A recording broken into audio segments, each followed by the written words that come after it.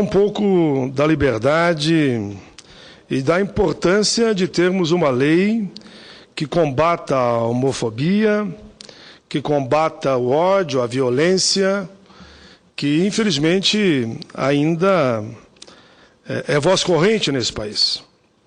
Começo dizendo que a Constituição da República contém no conjunto de suas diretrizes para a construção do Brasil que sonhamos, e eu estava lá, ajudei a escrever, indiscutível vetor civilizatório que nos propõe a convivência social, harmoniosa, coesa, tolerante e hospitaleira.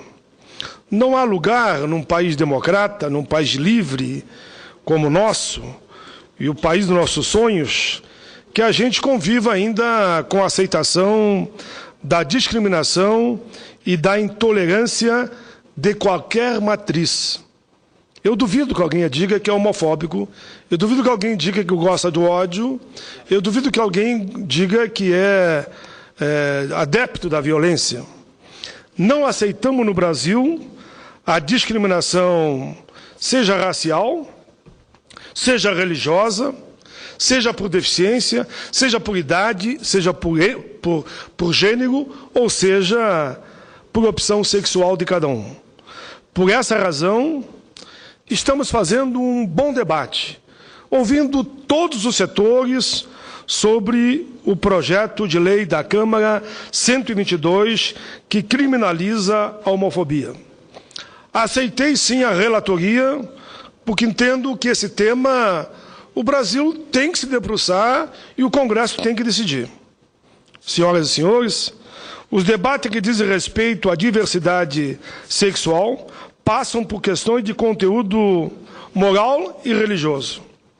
Em uma sociedade plural e democrática, todas as correntes filosóficas, teológicas, ideológicas, enfim, todo e qualquer grupo de pressão merece dar a sua opinião, expressar sua visão no espaço que entender adequado. A convivência pacífica nas ruas e bairros, nas escolas, no local de trabalho, ou mesmo aqui no parlamento, nos impõe ao Estado igualdade no tratamento a crentes e descrentes, a ateus, agnósticos ou aqueles que acreditam no Criador do universo, em Deus, e eu acredito. Se pegarmos a Constituição do inesquecível dia 5 de outubro de 88, eu estava lá, eu assinei a Constituição. Veremos que no capítulo do artigo 5, entre os mais importantes vetores da Carta que regula a nossa vida coletiva, está ali. A Constituição promove a dignidade da pessoa humana, no seu artigo 5º, estabelece que em nosso processo democrático, todos são iguais perante a lei, sem distinção de qualquer natureza, garantindo-se aos brasileiros e aos estrangeiros residentes no país a inviolabilidade de direito à vida, à liberdade, à igualdade, à segurança e à propriedade privada, nos termos seguintes. Em seguida, no artigo 5º ainda, oferta à sociedade brasileira seu longo e admirável catálogo de direitos fundamentais, distribuído em nada menos que 78 incisos, que se destinam pela força do nosso pensar e agir coletivo a viabilizar a mais completa emancipação, tanto material quanto espiritual, do povo brasileiro. Vislumbramos, assim, portanto, a convivência mais harmônica e respeitosa dos membros da sociedade brasileira, muito embora reconhecendo que a razão de ser da política, o seu suporte e o seu núcleo residem exatamente na administração dos conflitos em uma sociedade complexa. Na certeza de que no transcurso infindável do tempo, o debate nos preserve minimamente o direito à própria expressão. se algum espaço houver, na prática de uma política que se queira maiúscula e não apequenada, em qualquer sociedade avançada é preciso compreender que a intolerância legalmente albergada e aceita não é compatível, a intolerância não é compatível com a democracia e com política de direitos humanos. A democracia não tem como tolerar a própria intolerância. Em uma discussão no âmbito físico e espiritual do espaço público, de relevância para a coletividade, parece politicamente inegociável que a livre expressão represente a condição de base para a garantia da liberdade humana. O ser humano, dotado de consciência e razão, nasce livre em sua essência, na sua essência mais profunda. Desprovido de liberdade, calado, em seu direito mais sagrado de tomar a palavra na rua ou na praça, terá morrido espiritualmente para a vida social e até mesmo para a vida privada. Senhores e senhoras, o púlpito desse plenário no Senado da República representa nada menos aqui o espaço democrático de livre expressão das unidades federativas e, consequentemente, de cada uma das suas gentes. E essa prerrogativa, historicamente construída, deve se reproduzir em todos os aspectos da vida coletiva. Em nossa visão, o Estado laico cumpre a tarefa de a todos ouvir, indistintamente, sem se deixar dominar por esta ou aquela visão de mundo, sem que se admita a errônea cristalização no ordenamento jurídico de concepções ultrapassadas que, visando uniformizar mulheres e homens não uniformizáveis, culminem na supressão dos direitos inalienáveis das minorias. Ao representante público, portanto, pouco importa os termos em que uma determinada confissão religiosa ou filosófica ou de setores da sociedade encaram os fenômenos demasiados humanos, como, por exemplo, o homossexualismo ou a diferença da cor, da idade ou do sexo. Nós queremos política de direitos humanos. Quero pontuar novamente que, em uma sociedade que se pretende democrática, a vontade geral só poderia admitir a intolerância nos estritos marcos legais contra a própria intolerância. Ou seja, nós temos que ser intolerantes com a intolerância. Aí sim. Agora, ser intolerante com a razão e a caminhada de vida de cada homem e de cada mulher desse país é descabido. Acreditamos ser nosso dever e nossa salvação combater as compreensões de mundo que vislumbrem a uniformização dos seres humanos a partir de réguas, critérios e particularidades que lhes sejam próprias. A infeliz experiência do autoritarismo, do totalitarismo em países supostamente avançados, como aconteceu com a Itália, o Japão e principalmente a Alemanha na primeira metade do século XX, mostram claramente que a felicidade humana deve ser vinculada pelo debate livre, que nos conduz à aceitação mais variadas de formas de vida, na certeza que o pluralismo social venha a ser a nossa maior riqueza. Respeitar as diferenças. Por isso, em face do renitente preconceito de raça aos afrodescendentes, ou da intolerância aos gays, às lésbicas, bissexuais, transgêneros, reiteramos no Senado da República o direito a de cada um a dignidade da própria existência. Não importa o gênero ou a idade, por exemplo. O direito de todos, se tem uma deficiência ou não tem, o direito de todos é de cada um ao exercício cotidiano de sua liberdade de ser e à livre escolha no que diz respeito à sua vida.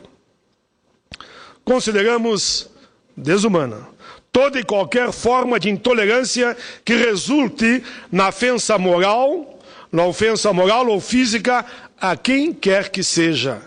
e temos trabalhado diariamente no Senado pela construção de um país francamente acolhedor. Como é bom alguém acolher alguém. Como é bom a gente dizer um país francamente acolhedor a todos os seres humanos indistintamente. Considero importante relembrar, no âmbito da religiosidade, que na obra máxima da cristandade, a Bíblia Sagrada, o admirável Paulo manifesta sua perplexidade entre as contradições da existência humana reconhecíveis em cada um de nós. Diz o apóstolo de Cristo: por que não faço o bem que quero, mas o mal que não quero, esse faço? Vou tomar emprestadas as palavras, as poéticas palavras de Paulo, para me reportar a quantidade de barbárie cotidiana que infelizmente existe. Em que uma mulher é fisicamente agredida a cada 5 minutos. Olha bem onde estamos. Ou no mundo em que as crianças de todos os continentes são alvo diário de violência, de adultos brutalizados e sofrem com a exploração, abusos e doenças. Ou enfrentam em sua mais linda idade a necessidade de deixar seus lares por conta de conflitos armados, sob governos que não lhe garantem educação básica. Exatamente por quê? Porque no mundo em que vivemos, mulheres e homens não fazem o bem que desejam fazer, mas apenas o mal que não querem. Cerca de 218 milhões de menores submetem-se diariamente ao inaceitável trabalho infantil. Entre elas, 300 mil atuam na condição de criança-soldado, ou seja, são mandados para a guerra. Impõe-se assim a todos nós, portanto, trabalhar pela inversão da máxima do apóstolo Paulo, tanto mais porque o mundo em que vivemos parece estar gravemente adoentado. Nele, as almas perdidas frequentemente governam e tiranizam, e submetendo assim ao seu jugo populações inteiras, por anos, por décadas. No Brasil, acredito que a lenta e paciente organização da nossa democracia irá nos conduzir à gradativa neutralização da intolerância. Todos contra a intolerância.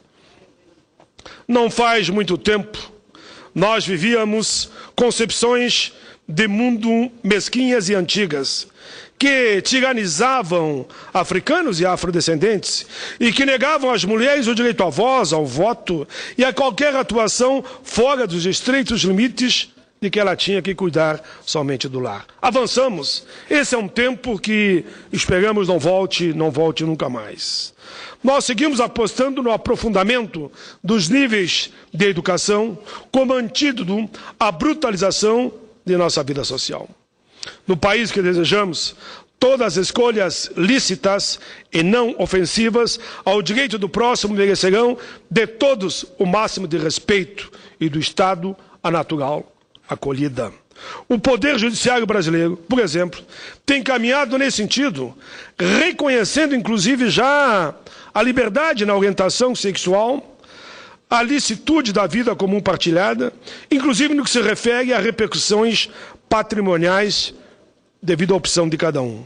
O Estado laico cumpre reconhecer, nas centenas de milhares de ativistas políticos reunidos, anualmente no desfiles públicos em favor dos direitos dos homossexuais em todo o Brasil. É indiscutível a existência de um grupo de pressão tão legítimo e válido quanto os defensores dos interesses dos empresários, dos trabalhadores, da dona de casa, das mulheres, dos deficientes, dos negros, dos índios, dos pobres. Tão aceitáveis é a luta deles como essas que eu citei, quanto os cidadãos que promovam os direitos humanos e, dentre eles, por exemplo, os defensores do direito máximo de cada um. Os promotores dos direitos dos portadores de necessidades especiais são um exemplo. Quero, com essa menção, reiterar que uma sociedade plural, todos os lícitos interesses do cidadão pagador de impostos merecem acolhida e reconhecimento pelo Estado, que pondera interesse na realização do conceito do bem comum. Senhor presidente, senhor presidente Ferraz, tenho a grata satisfação de atuar na Comissão de Direitos Humanos como relator, depois de um amplo diálogo com todos os setores, do projeto de lei da Câmara 122, que criminaliza a homofobia. Na condição de relator, tenho a intenção de dar amplitude ao debate, pela abertura do espaço democrático da nossa comissão às vozes da sociedade, tanto aqueles que são contra ou a favor ao 122.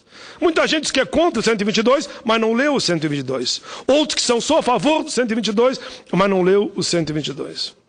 Por meio de tantas audiências públicas que já fizemos, pretendemos apresentar uma nova redação. Um relatório equilibrado, buscando consenso, ou pelo menos um grande entendimento, como a maioria, já que diz que consenso é impossível, porque esse é um debate internacional em curso, e o Brasil não pode se omitir. Um debate internacional que contemple todos os interesses em jogo, ao mesmo tempo que sirva para o combate à homofobia, combate ao ódio, combate à violência, infelizmente, que campeia ainda no Brasil. A premissa com que pretendo nortear o debate e a redação é a premissa maior do que todos somos, a despeito de nossa cultura, de nossa opção religiosa ou orientação sexual. Contrário, sim, à homofobia, na medida em que a liberdade humana está na base dos direitos humanos. Vemos no debate humano destes tempos imemoriais a voz auditível de intelectuais humanistas que fazem engrandecer e avançar geração após geração o valor inegociável da liberdade humana. Pensadores como Lee Wiesel, nascido, por exemplo, na Transilvânia e de confissão judaica, tendo perdido há 15 anos a mãe, o pai e uma irmã, nos campos nazistas de extermínio, afirmou o seguinte: eu jurei nunca ficar em silêncio onde os seres humanos estiverem passando por sofrimento e humilhação. Devemos sempre tomar partido. Neutralidade ajuda o opressor, nunca a vítima. O silêncio encoraja o torturador, nunca o torturado ou atormentado. Ainda que profundamente marcado por sua vivência infeliz de aniquilamento e ódio, Elie Wiesel, ganhador do Prêmio Nobel da Paz em 1986, costumava lembrar com as seguintes palavras, relembrar: o oposto do amor não é ódio, mas é a indiferença. A profundidade dessa frase, senhores senadores e senadoras, no meu entendimento é grande. O oposto do amor não é o ódio, mas é a indiferença daqueles que ficam atrás da moita sem querendo se pronunciar em nenhuma situação. E logrou trabalhar por um mundo melhor. Temos que trabalhar pelo mundo melhor, mais livre, mais aberto, aceitando as diferenças. O tempo presente nos incita à ação coletiva em defesa das liberdades. Nesse ano de 2013, em que a Igreja escolheu seu novo Papa, que terá por desafio a bem-vinda renovação valorativa do cristianismo no mundo, vale relembrar que a octogenária Rainha Elizabeth II, da Inglaterra, assinou nova declaração dos direitos humanos contra qualquer tipo de discriminação, apoiada por 54 estados. O Brasil generoso, aberto, democrático, conciliador e plural, haverá de reforçar, com a sua posição em todo o mundo, os melhores exemplos de tolerância e de hospitalidade, primando pelas garantias inerentes à liberdade humana e os direitos humanos. Uma vez que, nas palavras do sociólogo português Boaventura Sousa Santos, disse: temos o direito de ser iguais, quando nossa diferença nos inferioriza, e temos o direito de ser diferentes quando a nossa igualdade nos descaracteriza. Daí a necessidade de uma igualdade que reconheça as diferenças e de uma diferença que não produza e nem alimente ou reproduza as desigualdades e a homofobia.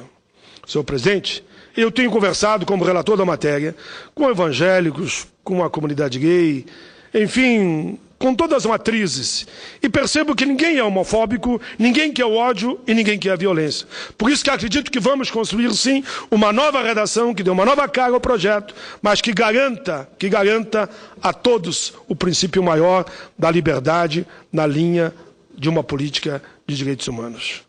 As minorias no Brasil sempre reiteram que todas as condições humanas devem ser diferente é normal, e que pretendemos, na República, fomentar, garantir o direito inalienável que cada cidadão nosso busque de maneira lícita e que mais lhe prover a própria felicidade que orienta a trajetória pessoal de cada indivíduo no mundo. Por isso, senhor presidente, eu estou muito tranquilo, porque tenho dialogado com todos os setores, repito, para buscar essa redação final.